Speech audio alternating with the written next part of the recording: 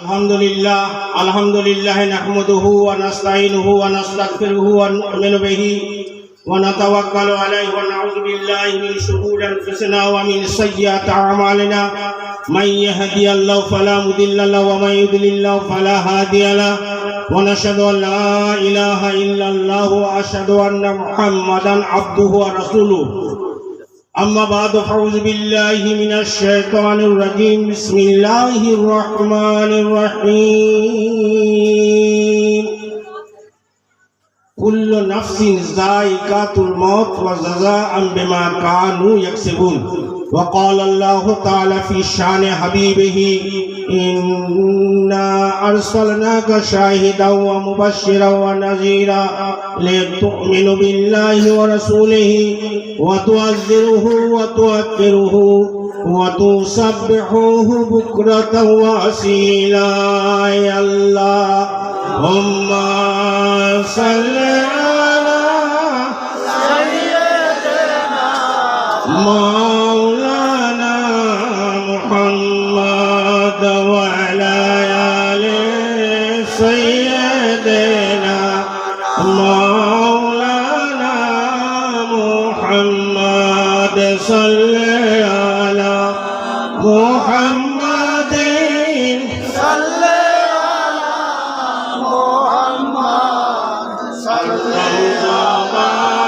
से निकालो पाक नामे मोहम्मद हरदम ज़बान से निकालो साफिए ना मोहम्मद।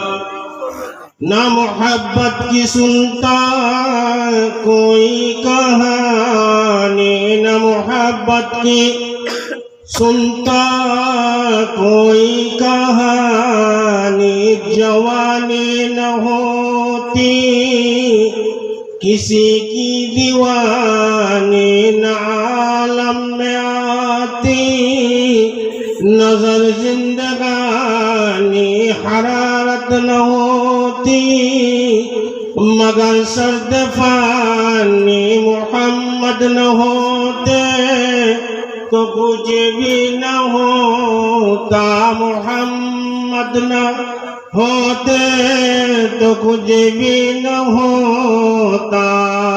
या अल्लाहुम्मा सल्लि अला सय्यिदिना मौलाना मुहम्मद व अला आलि मौलाना मुहम्मद नहमदुहु व नुसल्ली अला रसूलिहिल करीम। আমার সম্মানিত উপস্থিতি শ্রোতা মণ্ডলী এবং স্টেজে উপস্থিত আমার স্নেহাস্পদ মাওলানা সাহেব, নিকটবর্তী দূরবর্তী অবস্থিতা সকলকে আমি অন্তরের অন্তঃস্থল থেকে আন্তরিক প্রীতি শুভেচ্ছা জাতীয়তাবাদী অভিনন্দন সহকারে ইসলামের পরিভাষায় সালাম জানাই। আসসালামু আলাইকুম ওয়া রাহমাতুল্লাহি ওয়া বারাকাতুহু। আমি দুটো পয়েন্টের উপর আলোচনা করব খুব সংক্ষিপ্তভাবে। নাম্বার 1, আইনের ঊর্ধ্বে কোনো মানুষ আছে কি? ভুয়াটা দেবেন। আইনের ঊর্ধ্বে কেউ আছে? আইনের ঊর্ধ্বে কেউ নয়। তাতে সিএম হতে পারে, পিএম হতে পারে, যদি শেষ ধরে নেওয়া রাষ্ট্রপতি, তাহলে সেও আইনের ঊর্ধ্বে নয়। আজকে আমাদের দেশের অবস্থা এই জন্য এইরকম, আমাদের চলার পথ ঠিক নাই। আমাদেরকে যখন মৌলবি মাওলানা মুহাদ্দিস বলে দেয়, হুজুর বলে দেয়, তখন আর আমরা নিজেকে কি যে ভেবে নিই আল্লাহ সেই জানে। খুব সাবধান। জনগণের জন্য ধর্ম করা নয়, ধর্মটা করতে হয় আল্লাহ এবং আল্লাহর নবীর জন্য। কথাটা বলতে হয় আল্লাহ আল্লাহ নবীর জন্য। যা কিছু করা, ঘর সংসার, ইবাদত বন্দিগি, জিন্দিগি, ব্যবসা বাণিজ্য, সমস্ত কিছু ইবাদতের মধ্যে শামিল হবে যদি আল্লাহ আল্লাহ নবীর ওয়াস্তে করা হয়, আল্লাহ আল্লাহ নবীর ওয়াস্তে যদি বলা হয়। যেমন আইন সকলের জন্য। একটা শিক্ষিত মানুষ আর একটা মূর্খ মানুষ একে দোষী যদি সাব্যস্ত হয়ে যায়, তা উভয়ের পানিশমেন্ট এক হবে না আলাদা আলাদা হবে? একই হবে। শিক্ষিত আর অশিক্ষিত বলে নয়। তো চলার পথে হিজাব সম্পর্কে হাদিস শরীফে এসেছে, আবু দাউদ শরীফের হাদিস। বিশ্ববিখ্যাত আলা হযরত আজিমুল বরকত আহমদ রিজা ফাজিল বেরেলভী রহমাতুল্লাহ আলাইহির সাহেবজাদা, যাকে মুফতি আজম হিন্দ বলে চিনে নাকি মাওলানা সাহেব, তো ওনার খলিফা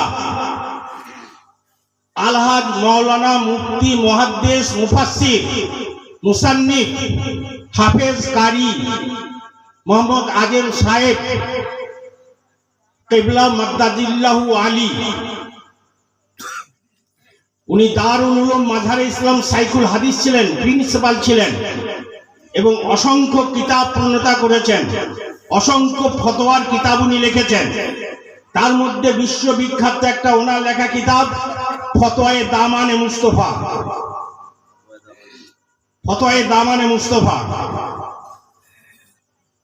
এই দাড়িতে কলপ করার ব্যাপারে 3 রকমের মত আছে। বলা হয়েছে আল আহমারু লিল মুসলিমিন, আল আসফারু লিল মুমিনিন, আল আসওয়াদু লিল কাফিরিন। যেটা পিলা রঙের হিজাব করা হয়, হিজাব মানে আমরা যা সহজে বুঝি কলপ করা, তাকে আরবি ভাষায় হিজাব বলা হয়।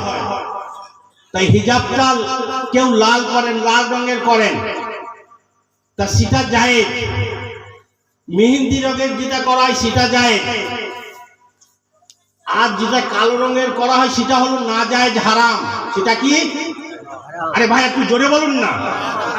হারাম। যদি কোনো মৌলভী সাহেব যদি কালো হিজাব করে, তোর পিছনে নামাজ পড়া মাকরুহ তাহরিমি, ঘুরিয়ে নামাজ পড়তে হবে।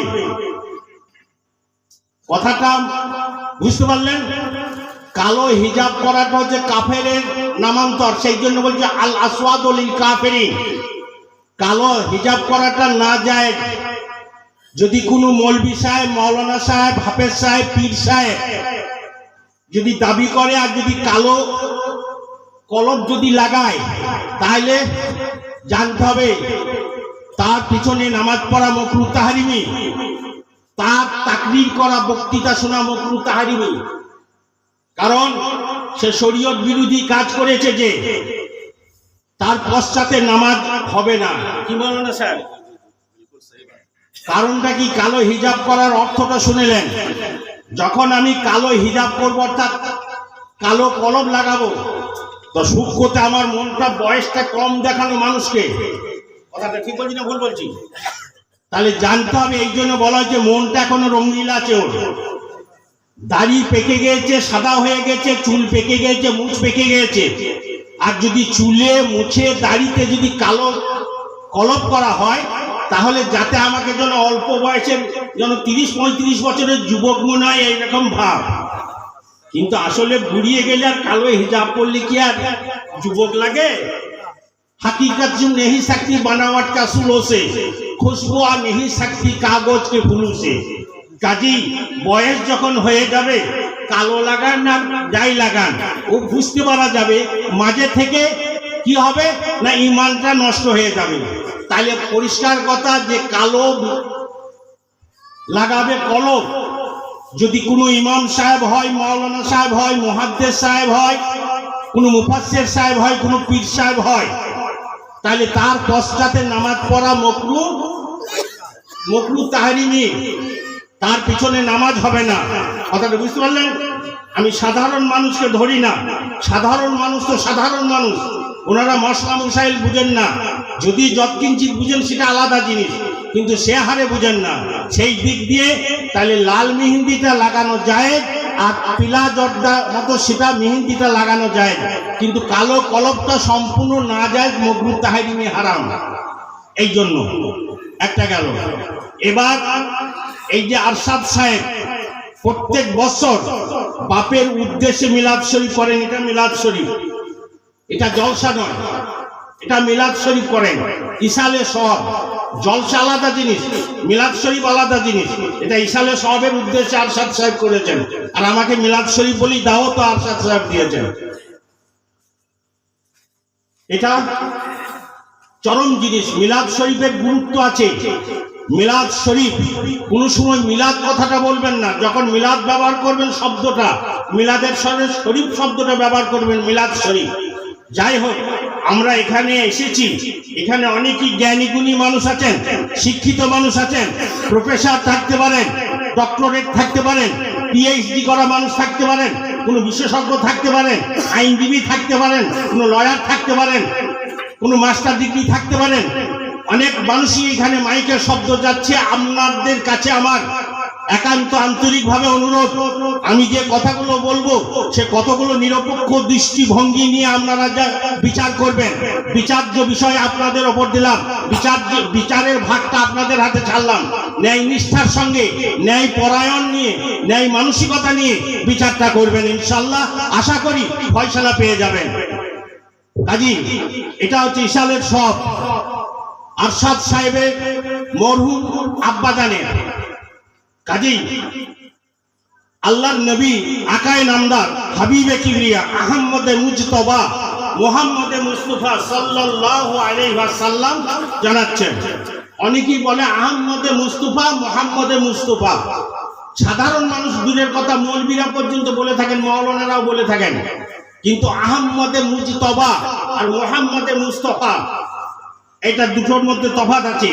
কারণ মুজতবা শব্দের বাংলা অর্থ হচ্ছে নির্বাচিত করা, নির্বাচিত করা, চুনা হওয়া। আর মুস্তাফা শব্দের অর্থ হচ্ছে আমার মনোনীত প্রার্থী, আমি নির্বাচিত করে প্রার্থী হয়।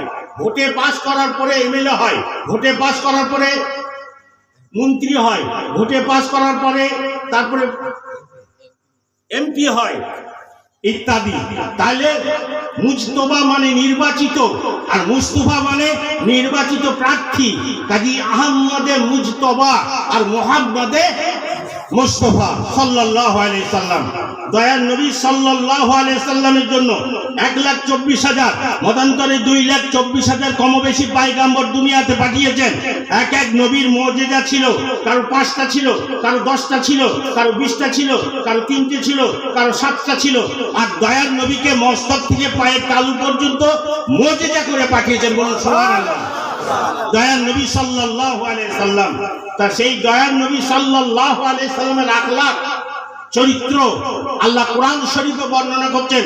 কোরআন শরীফের মধ্যে 77,934টা শব্দ আছে, 6,666টা আয়াত শরীফ আছে, 114টা সূরা আছে, 540টা রুকু আছে। আর যে জবরের কথাটা আর বললাম না, তাহলে 6,666টা আয়াত শরীফ হযরত সিদ্দিকা রাদিয়াল্লাহু তাআলা আনহার চূড়ান্ত অভিমত, এবং এটাই হচ্ছে প্রসিদ্ধ অভিমত। কিন্তু হযরত আবু বকর, হযরত উমর, হযরত উসমান গনি, হযরত আলী রাদিয়াল্লাহু তাআলা আনহু আজমাইন, ইনাদের কিছু কম বেশি রয়েছে। সবচেয়ে নির্ভরযোগ্য তথ্য হচ্ছে গাজী হযরত সিদ্দিকা রাদিয়াল্লাহু তাআলা আনহার 6,666টা আয়াত শরীফ। তো আমি আপনাদের সম্মুখে 17 পারা সূরা আম্বিয়া থেকে একটা আয়াত শরীফ রেখেছি, কুল্লু নাফসিন যায়িকাতুল মউত ওয়া জাযাআন বিমা কানু ইয়াকসিবুন। তার পরিপ্রেক্ষিতে দয়ার নবী সাল্লাল্লাহু আলাইহি সাল্লাম সাহাবা অসংখ্য ছিলেন, কিন্তু হযরত আবু হুরায়রা রাদিয়াল্লাহু তাআলা আনহু, ওনার নাম কিন্তু আবু হুরায়রা নয়, ওনার তিরমিজি শরীফের মুকদ্দমায় বলা হয়েছে, এবং তাহাবি শরীফের মুকদ্দমার মধ্যে 1 নম্বর টিকার মধ্যে বলা হয়েছে দয়ার নবী সাল্লাল্লাহু আলাইহি সাল্লামের কাছে যখন যাচ্ছিলেন তখন একটা বিড়ালের বাচ্চা উনি নিয়ে যাচ্ছিলেন। দয়ার নবীর সম্মুখে যখন গেলেন তখন দয়ার নবী বলছেন, মা ফি সাউবিকা ইয়া আব্দুর রহমান, বলে হে আব্দুর রহমান তোমার আঁচলে কি রয়েছে? বলে হির রাতুন। তখন দয়ার নবী বললেন, আনতা আবি হুরাইরাতা। তো ফাস্তা সারা, তো যখনই বললেন আনতা আবি হুরাইরাতা, অর্থাৎ তুমি বিড়ালের পিতা, বাংলাতে কি হবে? বিড়ালের পিতা। তার তাওয়ারকান উনি গ্রহণ করে নিলেন। আর আব্দুর রহমান আব্দুল শামস নামটা উজ্জ হয়ে গেল। সেই দিন থেকে উনি তাবারুকান নামটা গ্রহণ করে নিলেন এবং আবু হুরায়রা নামে বুখারী শরীফ, মুসলিম শরীফ, তিরমিজি শরীফ, আবু দাউদ শরীফ, নাসাই শরীফ, ইবনে মাজাহ শরীফ, বাইহাকি শরীফ, দারকুতনি, দাওয়াতে ফিল কবির, কত হাদিসের নাম করব, সব জায়গাতেই হযরত আবু হুরায়রা বর্ণনা করেছেন। বলুন সুবহানাল্লাহ। কারণটা কি? দয়ার নবীর পুত পবিত্র জবান থেকে বের হলো তুমি বিড়ালের পিতা, তা ওটাই গ্রহণ করে নিলেন, আনতা আবি হুরাইরাতা। তো তাহাবি শরীফের কিতাবুত তাহারাতের 1 নম্বর টিকার মধ্যে বর্ণনা করা হয়েছে। তা সেই হযরত আবু হুরাইরা যত রাবি বর্ণনা করেছেন, যত রাবি আছেন, সবচেয়ে বেশি হাদিস বর্ণনাকারী হচ্ছেন হযরত আবু হুরাইরা রাদিয়াল্লাহু তাআলা আনহু। আর নারীদের মধ্যে হাদিস বর্ণনাকারী হচ্ছেন সবচেয়ে হযরত আয়েশা সিদ্দিকা রাদিয়াল্লাহু তাআলা আনহা। তিনি 6 বছর বয়সে দয়ার নবীর সঙ্গে বিবাহ হয়েছিল। উনার তখন 54 বছর বয়স। দয়ার নবীর 11 জন স্ত্রী ছিলেন, তার মধ্যে কনিষ্ঠা স্ত্রী ছিলেন হযরত সিদ্দিকা রাদিয়াল্লাহু তাআলা আনহা। তো দয়ার নবী সাল্লাল্লাহু আলাইহি ওয়াসাল্লাম কনিষ্ঠা হিসাবে ওনাকে স্নেহ করতেন, আদর সোহাগ করতেন, কিন্তু ওনার বিচার ছিল এক। তো দয়ার নবী সাল্লাল্লাহু আলাইহি ওয়াসাল্লাম 3 বছর ওনার খেদমতে ছিলেন না। 6 বছর বিবাহ হয়, 3 বছর পিতার বাড়িতে অবস্থান করেন। হযরত আবু বকর সিদ্দিক রাদিয়াল্লাহু তাআলা ঘরে থাকেন। 9 বছর বয়সে সংসারে আবদ্ধ হন। 18 বছর বয়সে দয়ার নবী দুনিয়া থেকে বাহ্যিক দৃষ্টির অন্তরালে তিনি আরাম ফরমান। 63 বছর বয়সে, তাহলে ওনার সঙ্গে ছিলেন মাত্র 8 বছর। তো এই 8 বছরের মধ্যে তিনি 2275টা হাদিস বর্ণনা করেছেন। বলুন সুবহানাল্লাহ। তার নারীদের মধ্যে হযরত সিদ্দিকা রাদিয়াল্লাহু তাআলা আনহা, আর পুরুষদের মধ্যে হযরত আবু হুরায়রা রাদিয়াল্লাহু তাআলা আনহু। তো হযরত আবু হুরায়রা বর্ণনা করছেন, ইয়া রাসূলুল্লাহ, ইয়া হাবিবাল্লাহ, আমি অনেক হাদিস শুনি, আমি যে সময়টা আপনার খেদমতে দিই, আমি যে সময়টা আপনার কাছে ব্যয় করি, এই সময়টা কোনো সাহাবার পক্ষে সম্ভব হয় না। কিন্তু হুজুর, আমি কিন্তু পরক্ষণে ভুলে যাই, আমি আমার স্মৃতিলেস হয়, আমি এটা মনে রাখতে পারি না। আল্লাহর নবী বললেন, হাদিসটা এবার আরবি ইবারতটা বলছি, বুখারী শরীফ প্রথম খণ্ড 22 পৃষ্ঠা, বুখারী শরীফ প্রথম খণ্ড 22 পৃষ্ঠা, কিতাবুল ইলমের 1 নম্বর হাদিস, ওয়া নবী হুরায়রাতা ক্বালা কুলতু ইয়া রাসূলুল্লাহ ইন্নী আসমাউ মিনকা হাদিসান কাসীরান ফানসাহু ক্বালা উবসুদ রাদাকা ফাবাসাতাহু ফাগারাফা বিয়াদাই সুম্মা ক্বালা জাম্মুন ফাজামামতাহু ফামা নাসিতু শাইয়ান বাদু। বলুন সুবহানাল্লাহ। কিতাবুল ইলমের হাদিস। হযরত আবু হুরায়রা বলেন, ইন্নী আসমাউ মিনকা হাদিসান কাসীরা, আমি অনেক হাদিস শ্রবণ করি, ফানসাহু, পরক্ষণে সেটা আমি ভুলে যাই, স্মৃতিলেস হয়ে যায়, মনে থাকে না। দয়ার নবী বললেন, উবসুদ রাদাকা, তোমার চাদরটা এরকম করে বিছাও। তা দয়ার নবীর সম্মুখে এরকম করে চাদরটা এমনি ধরলেন 2 হাতে করে। দয়ার নবী ফা গারাফা বিয়াদাই, 2 হাত এইরকম করে উনি ছেড়ে দিলেন। উনি কি বললেন? জাম্মুন, তুমি বন্ধ করে নাও। ফা জামামতাহু, উনি বন্ধ করে নিলেন। তারপর ফামা নাসিতু শাইয়ান বাদু, তারপরে জীবনের কোনোদিন কোনো বিষয়ে যেটা একবার প্রত্যক্ষ করেছেন, যেটা একবার শ্রবণ করেছেন, জীবনের শেষ নিঃশ্বাস পর্যন্ত আর তিনি ভুলেন নাই। বলুন সুবহানাল্লাহ। ফা গারাফা বিয়াদাই, বাইনা সতুরে দেওয়া আছে, ওখানে দেওয়া আছে কি? বাইনা গারাফা ইয়াদাই, অর্থাৎ উনি 2 হাত ঝেড়ে দিলেন।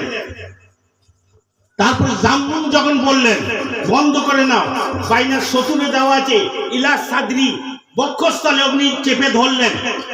তারপরে শেষে ফামা নাসিতু শাইয়ান বাদহু, তারপরে উনি জীবনে কোনোদিন ভুললেন না।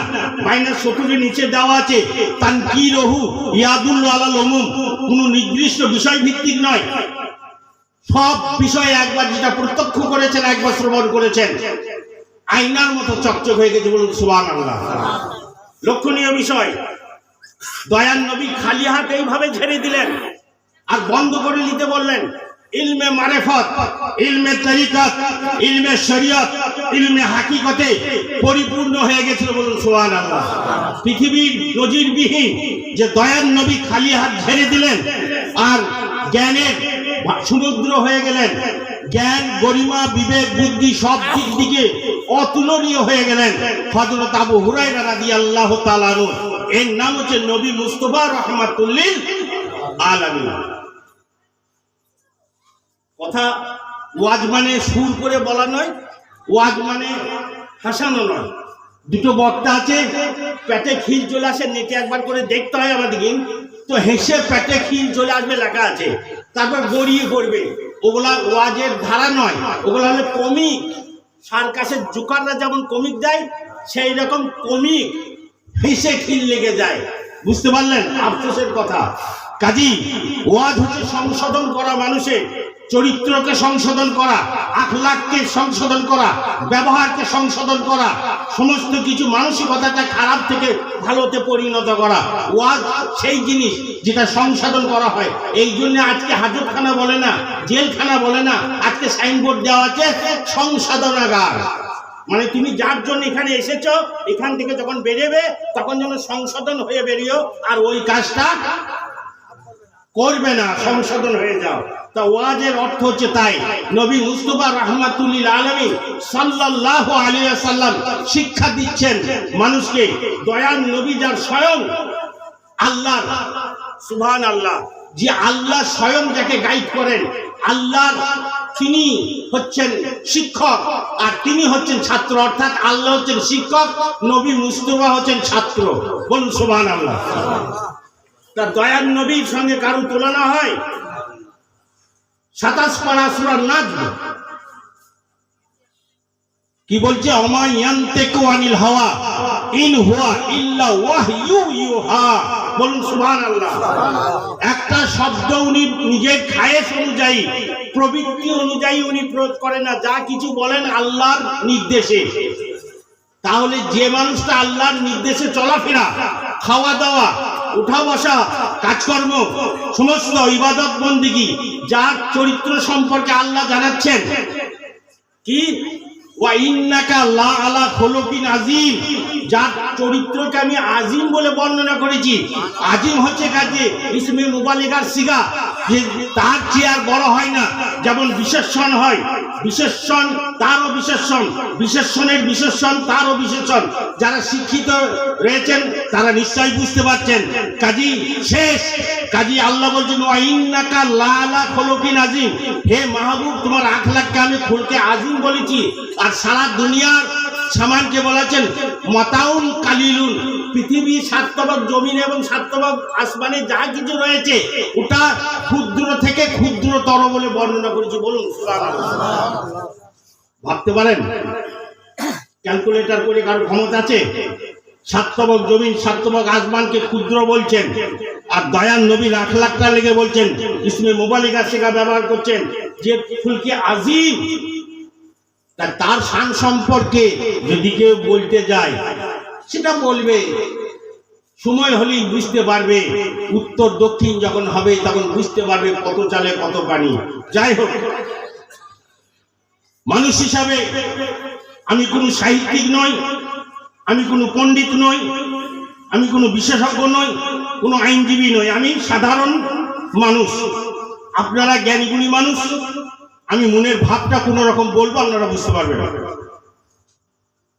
মানুষের দুটো চলাফেরার মধ্যে আমাদের দুটো ভুল দেখা যায়, মারাত্মক। নাম্বার 1, নবী মুস্তাফার কাছে একজন বললেন, ইয়া রাসূলুল্লাহ, ইয়া হাবিবাল্লাহ, জান্নাত যাওয়ার পথ যদি অবলম্বন করতে হয় তাহলে ইয়া রাসূলুল্লাহ দয়া করে আপনি সংক্ষিপ্তভাবে বলবেন। দয়ার নবী বললেন, হ্যাঁ, তোমরা দুটো জিনিসের কথা দাও, আমি জান্নাতের কথা দিচ্ছি তোমাদেরকে। দুটো জিনিস করতে হবে, তাহলে আমি জান্নাতের গ্যারান্টি দেবো। বললেন কি? বলে দুই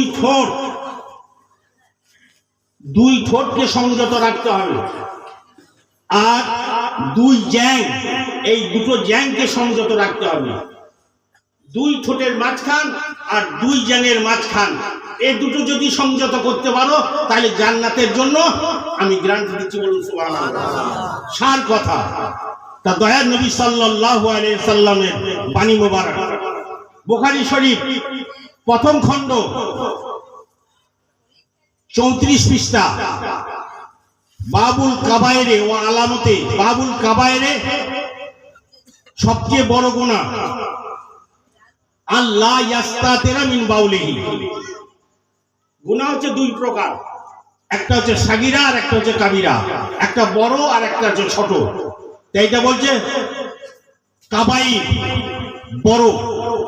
কি দুটো জিনিস বলে এই অধ্যায়কে বাঁধা হয়েছে? একটা প্রসাব করে পানি না নেওয়ার জন্য, আর চুগলখোরের জন্য।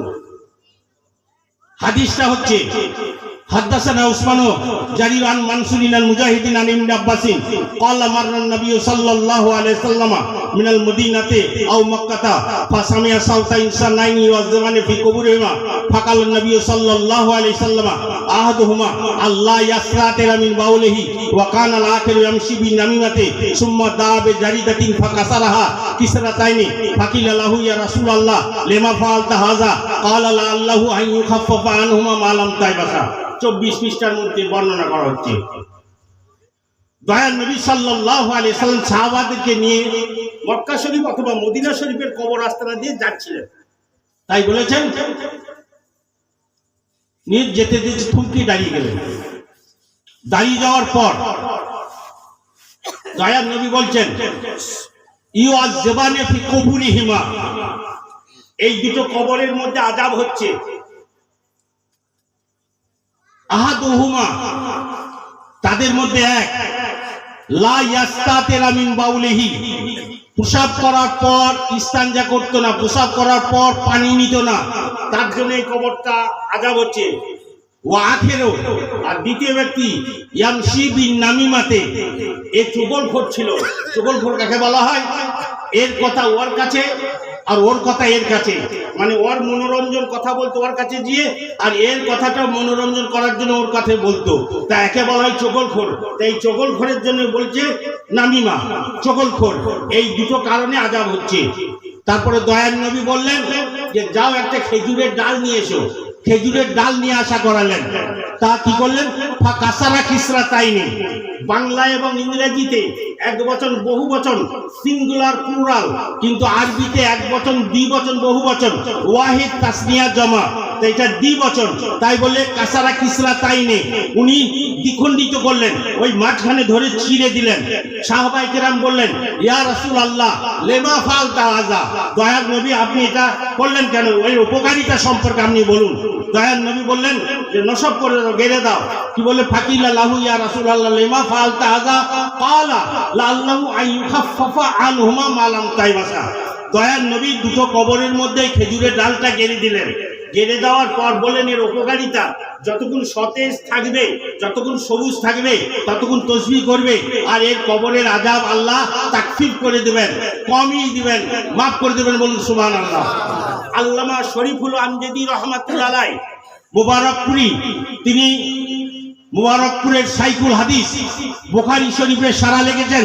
নুজহাতুল কারি, বিশ্ববিখ্যাত বুখারী শরীফের সারা, সেই সারার মধ্যে বর্ণনা করেছেন আল্লামা শরীফুল আমজাদি রহমাতুল্লাহ আলাইহি। দয়ার নবী যখন কবরে, দুই কবরে যখন ওনার দাস্ত মুবারক অর্থাৎ হাত মুবারক যখন স্পর্শ হয়েছে, তা তাকফীর মানে হালকা হওয়া তো দূরের কথা, কবরের আযাব চিরদিনের ধরে আল্লাহ মাফ করে দিয়েছে। বলুন সুবহানাল্লাহ। বলুন, এদিকে কবরে খেজুরের ডাল দেওয়া হয় না? হয় না? দেওয়া হয়। এইটাই হচ্ছে তার সুন্নত, হাদিস শরীফে প্রমাণিত। এই জন্য খেজুরের ডাল কবরে দিতে হয়। প্রথমে উত্তরে অর্থাৎ মাথাতে একটা, আর মাঝখানে একটা, আর পিছনে একটা। এটা বুখারী শরীফের বর্ণনা।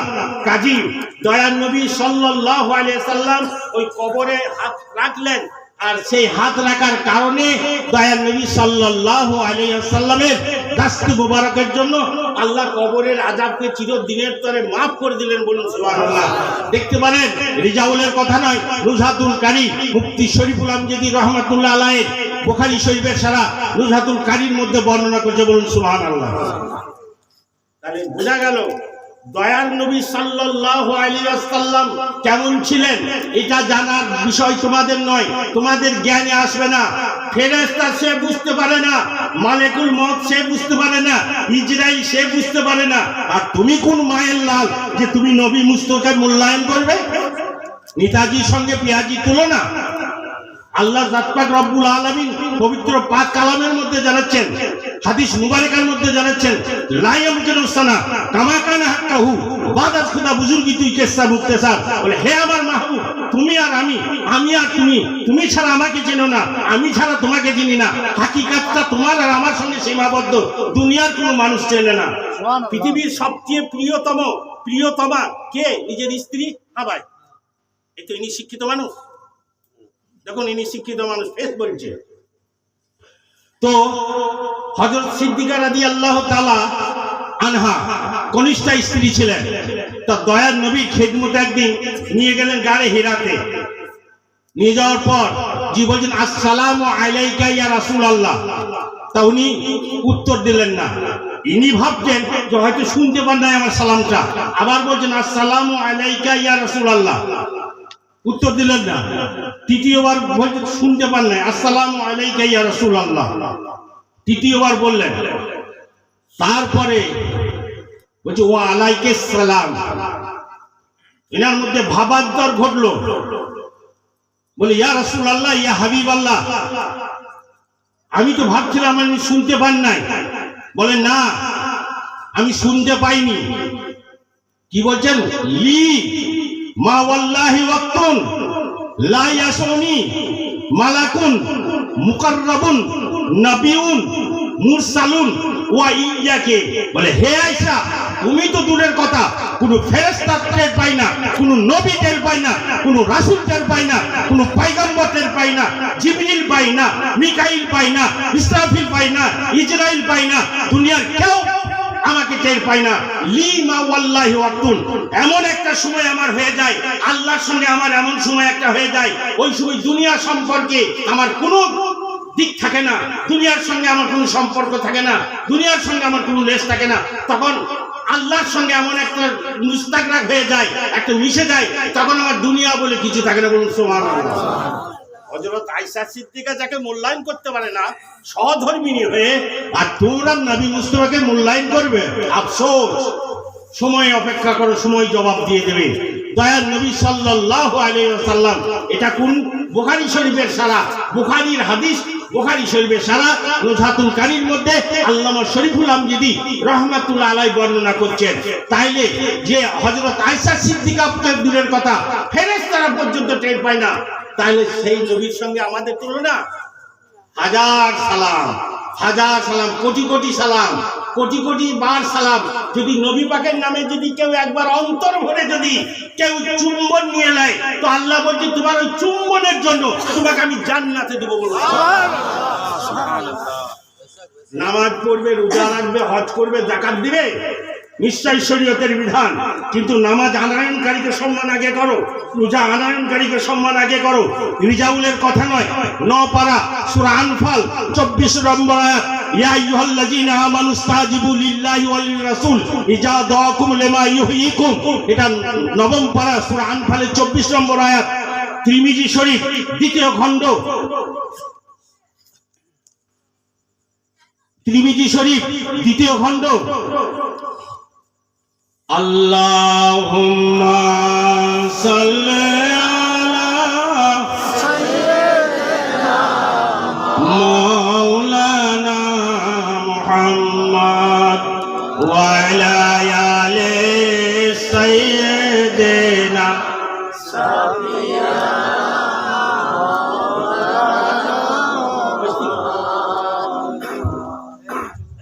এই মুহূর্তে আমার পৃষ্ঠা নম্বরটা মনে আসছে না তিরমিজি শরীফের, তবে মিশকাত শরীফের 184 পৃষ্ঠা, আর তিরমিজি শরীফ 2য় খণ্ড, হ্যাঁ 111 পৃষ্ঠা, দুইজন রাবী, হযরত উবাইয়া বিন কাব আর হযরত আবু মুআলা রাদিয়াল্লাহু তাআলা আনহু নামাজ পড়ছেন। পৃথিবীর সবচেয়ে বড় ইবাদত কি ভাই? নামাজের চেয়ে আর বড় ইবাদত কিছু আছে? নামাজ চেয়ে বড় ইবাদত নাই। তো হযরত উবাইয়া বিন কাব রাদিয়াল্লাহু তাআলা আনহু আর হযরত আবু মুআল্লা রাদিয়াল্লাহু তাআলা আনহু বিশ্ববিখ্যাত সাহাবা, প্রথম সারির প্রথম লাইনের সাহাবা, বলুন সুবহানাল্লাহ। তা তিনারা নামাজ পড়ছেন ফরজ, আর দয়ার নবী ডাক দিচ্ছেন আবু মুআলা, আবু মুআলা, আবু মুআলা। তা তখন নামাজ পড়ছিলেন কি মসজিদে, উসাল্লি লাম উজিদ সুম্মা قال النبي صلى الله عليه وسلم, তারপরে দয়ার নবী আবার বললেন সুম্মা যাহাবতু, তারপরে দয়ার নবী কাছে গেলেন, বলে ইয়া রাসূলুল্লাহ, ইয়া হাবিবাল্লাহ, मैं নামাজ পড় रहा था, আমি নামাজ পড়ছিলাম। দয়ার নবী বললেন যে ইয়া আইয়ুহাল্লাযীনা আমানু ইসতাজিবু লিল্লাহি ওয়াল রাসূলি ইযা দাআকুম লিমা ইউহয়িকুম, এই আয়াতটি পাওনি? বলে ইয়া রাসূলুল্লাহ, আমার বেয়াদবি মাফ করবেন, বলুন সুবহানাল্লাহ। তারপরে হযরত আবু মুআল্লা রাদিয়াল্লাহু তাআলা আনহু তিনিও নামাজ পড়ছিলেন মসজিদে নববীতে, ফরজ নামাজ, তাহরিমা বেঁধে নিয়েছেন। দয়ার নবী আহ্বান, সারা দিতে বিলম্ব হলো। যখন উনি খেদমতে গেলেন, আল্লাহর হাবিব বলছেন তুমি কি আয়াতে কারিমা পাওনি? বলে ইয়া রাসূলুল্লাহ, ইয়া হাবিবাল্লাহ, বেয়াদবি মাফ করবেন। আল্লামা শরীফ গোলাম জেদি রহমাতুল্লাহ আলাইহি তাফসীরের মধ্যে বর্ণনা করছেন, বুখারী শরীফের মধ্যে তাফসীরে কাবীর, তাফসীরে রুহুল বায়ান, তাফসীরে আরায়াসুল বায়ান, তাফসীরে খাজিনের মধ্যে, তাফসীরে রুহুল বায়ানের মধ্যে আল্লামা ইসমাঈল মাহাক্কিক রহমাতুল্লাহ আলাইহি অনেক সময়ের ব্যাপার, আমি সংক্ষিপ্তভাবে আমি টেনে দিচ্ছি, এই কথা বলি। তা উনি করলেন কি, বলেন ইয়া রাসূলুল্লাহ, ইয়া হাবিবাল্লাহ, বলছেন যে নামাজ যদি রুকু অবস্থায় থাকো তা রুকু ত্যাগ করে দয়ার নবীর খেদমতে চলে যাও, সাজদায় যদি থাকো খেদমতে চলে যাও, কিয়ামে যদি থাকো চলে যাও, তাশাহুদ যদি বসে পড়ো তা চলে যাও, নামাজ থেকে নামাজ ছেড়ে দিয়ে দয়ার নবীর খেদমতে চলে যাও। উনি যদি তোমাকে কোনো জায়গায় পাঠিয়ে দেন, কোনো কাজের জন্য যদি পাঠিয়ে দেন, কোনো কর্ম করেন, কর্ম করার পরে যদি দয়ার নবীর কাছে এসে তারপরে তিনি যদি আবার ইজাজত দেন, তাহলে যেখানে নামাজ পড়ছিলে, যেখানে ছেড়েছিলে, সেইখানে থেকে আরম্ভ করো, বলুন সুবহানাল্লাহ। তুমি এতক্ষণ যে দয়ার নবীর খেদমতে ছিলে, এটা নামাজে থাকাই শামিল, বলুন সুবহানাল্লাহ। কথাটা বুঝতে পারলেন? দয়ার নবীর খেদমতে গেলেন, কাজ করলেন, আর ওটা নামাজে শামিল হলো। নামাজ ত্যাগ করার নির্দেশ আল্লাহর বাণী, নামাজ ত্যাগ করা, কারণ ইজা দাআকুম লিমা ইউহয়িকুম, তোমার ভালাই নিহিত রয়েছে আল্লাহ এবং আল্লাহর রাসূলের আহ্বানে বিলম্বিত যেন না হয়, সঙ্গে সঙ্গে সাড়া দাও। তাহলে নামাজকে ত্যাগ করো, কিন্তু দয়ার নবীর খেদমতে উপস্থিত হতে যেন বিলম্বিত না হয়। গুরুত্বটা নামাজের না এখানে নবী মুস্তাফা? আপনারা কি বলছেন? তাহলে রিজাউলকে বলার দরকার নাই। তাহলে নামাজ ত্যাগ করার নির্দেশ আল্লাহ কালাম পাকের মধ্যে বর্ণনা, যে দয়ার নবীর খেদমতে যাও, দয়ার নবীর খেদমতে যাওয়া এটা নবী মুস্তাফার ডাক নয়, ওটা হচ্ছে আমার ডাক, ওটা হচ্ছে আমার ডাক। কেমন গুরুত্ব দেখুন। তাহলে নামাজ ত্যাগ করার নির্দেশ আছে, কিন্তু দয়ার নবীর ডাকের জন্য সারা দিতে বিলম্বিত না হয়। এক নাম্বার 2, সূরা আনফাল নবম পারা হচ্ছে 33 নম্বর আয়াত, 17 নম্বর আয়াত, ওমা রামাইতা ইজ রামাইতা ওয়ালাকিন্নাল্লাহ রামা। দয়ার নবী নিক্ষেপ করলেন, মাটি নিক্ষেপ করলেন, আর আল্লাহ বলছেন হে মাহবুব, ওই নিক্ষেপটা তোমার নয়, ওই নিক্ষেপটা আমার, বলুন সুবহানাল্লাহ। আরে দুনিয়ার কোনো মানুষ যদি কিয়াম না করে, দুনিয়ার কোনো মানুষ যদি দরুদ না পড়ে, দরুদ শরীফ যদি না পড়ে, কিয়াম শরীফ যদি না করে, ভারতে সেন্সাস বলছে 26টা রাজ্য ছিল, এখন বর্তমানে 29টা রাজ্য হয়েছে। 29টা রাজ্যে 130 কোটির মতো মানুষ রয়েছে। তো শুধু তাই নয়, তারপর দেশ রয়েছে, ওয়ার্ল্ডে দেশ রয়েছে 56টা দেশ রয়েছে, 56টা। তাহলে 56টা দেশে এক কথায় সারা দুনিয়ার মানুষ যদি কিয়াম শরীফ না করে, দরুদ শরীফ না পড়ে, মিলাদ শরীফ না পড়ে, নামাজ যদি না পড়ে, রোজা রাখে যদি না রাখে, আল্লাহ বলছেন হে আমার মাহবুব, না আমার কিছু যায় আসে না তোমার কিছু যায় আসে। কিয়াম যদি বন্ধ করে দেয় তাতেও কিছু যায় আসে না, দরুদ শরীফ যদি বন্ধ করে দেয় তাতেও কিছু যায় আসে না। দাঁড়াও, যখন আসবে সেদিনে বুঝতে পারবি তুমি তোমার ওপর দরুদ ও সালাম আমি পড়ি আর আমার ফেরেশতাদেরকে নিয়ে পড়ি। সকাল থেকে সন্ধ্যা, সন্ধ্যা থেকে সকাল ৭০,০০০ ফেরেশতা। সকালে সূর্য উদয় হয় অস্তমিত পর্যন্ত ৭০,০০০, আর অস্তমিত থেকে উদয় হওয়া পর্যন্ত ৭০,০০০।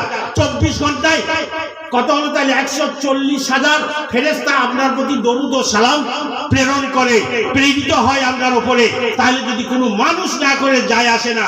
আর এই যে একবার ডিউটি থেকে চলে যাবে, কিয়ামত পর্যন্ত আর দ্বিতীয়বার সুযোগ তারা পাবে না। বলুন সুবহানাল্লাহ। কাজী দয়ার নবীর তুলনা নাই। ও কেউ কিয়াম করলো আর না করলো, কিয়াম দরুদ পড়লো আর না পড়লো, কিছু যায় আসে না। পড়বেন নিজের মঙ্গল, না পড়বেন সময়ের অপেক্ষা করেন। উত্তর দক্ষিণ হতে যতক্ষণ সময়, আর দুনিয়াতেই কিছু তার সাংঘাতিক চিহ্ন দেখতে পাওয়া যাবে। কাজী আমি আপনাদের কাছে আন্তরিকভাবে আবেদন করব, উঠতে বসতে চলতে ফিরতে নবী মুস্তাফার জন্য, ইয়া রাসূলুল্লাহ, ইয়া হাবিবাল্লাহ, ইয়া শাফিউল মুজনাবিন, ইয়া রাহমাতাল লিল আলামিন। আর যেটা করবেন আল্লাহ আল্লাহ নবীর ওয়াস্তে সংসার করুন, ছেলে মেয়ে নিয়ে সংসার করুন, বাপ মায়ের সেবা করুন, স্বামী স্ত্রীর হক আদায় করুন, পাড়া প্রতিবেশীর হক আদায় করুন, দেশবাসীর হক আদায় করুন। এই রকম যদি অঞ্চল, ব্লক, জেলা স্তর, রাজ্য পর্যন্ত যায়, মানুষ আল্লাহ আল্লাহ নবীর ওয়াস্তে যদি করে থাকেন, ইনশাআল্লাহ কোনো মানুষের ক্ষমতা নাই আপনাকে রুখে দেওয়ার। আর যদি নিজের যশ আর মান বাড়ানোর জন্য, নিজের যশ কামানোর লেগে যদি বলা হয়, বলো সাময়িক, ও বেশি দিন লাস্টিং করবে না, বেশিক্ষণ লাস্টিং করবে না। যেহেতু আল্লাহ আল্লাহ নবীর প্রতি ঈমান, আল্লাহ আল্লাহ নবী যাকে হেল্প করে, সাহায্য করে, তাকে দুনিয়া কেউ উঠতে পারে না। বলে এ ফেরাউন, তো খোদাই দাবি করেছিলিস। আমার এক বন্ধু মুসা কালিমুল্লাহ সেতুর পগার পার করে ছেড়েছিল, আর তিনি পেরিয়ে গেলেন সমুদ্র, তিনি পেরিয়ে গেলেন নীল সাগর, তিনি পেরিয়ে গেলেন নানা সাগর, তিনি কত সাগর পেরিয়ে গেলেন, কিন্তু হলো না। আর তুই যখন সেই দরিয়ার মাঝখানে নামলি, আল্লাহ বললেন ইলজামাসিল মা, পানি তুমি এক হয়ে যাও। বলে যাও, তোমার খেলা খতম। কাজী আল্লাহর বার, দুনিয়ার বার, নবীকে ভালোবাসুন মনে প্রাণে, দেখবেন ইহকাল এবং পরকাল পরিষ্কার। যাক, আল্লাহ যেন আমাদেরকে তৌফিক দান করেন। আমার পরে আসবেন উনি প্রবীণ মানুষ, উনি আলেম, আসেন, উনি আসছেন, উনার ওয়াজ শুনবেন ইনশাআল্লাহ। আমি এইখানে আমার ইতি টানছি। ওমা আলাইনা ইল্লাল বালাগ।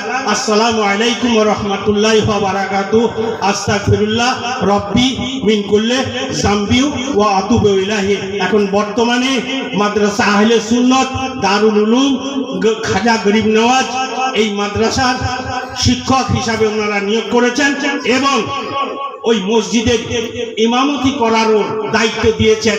আমি নগণ্য হলো, আমি যৎকিঞ্চিত, তবু আমি আপ্রাণ চেষ্টা করি আল্লাহ আল্লাহ নবীর ওয়াস্তে বলতে, এবং আল্লাহ আল্লাহ নবীর ওয়াস্তে মানুষকে আমি বলি। আল্লাহ জানে মনের কথা। আমি কোনো আত্মীয়তার নিয়ে কোনো রকম মনের আমার যে এই করবে, আমাকে সাহায্য করবে, আমার এই হবে ওই হবে, ওই উদ্দেশ্যে নয়। আল্লাহ আল্লাহ নবীর ওয়াস্তে বলি। এই আমার নিজাম সাহেব, উনি যোগাযোগ করেছিলেন মাওলানা গোলাম নবী সাহেবের সঙ্গে, উনি ওনার যোগাযোগের মাধ্যমে উনি আমাকে নিয়ে এসেছেন। আল্লাহ আল্লাহ নবীর ওয়াস্তে ইনশাআল্লাহ আমার খেয়াল আছে এই মাদ্রাসাটাকে স্থায়ী করাতে হবে।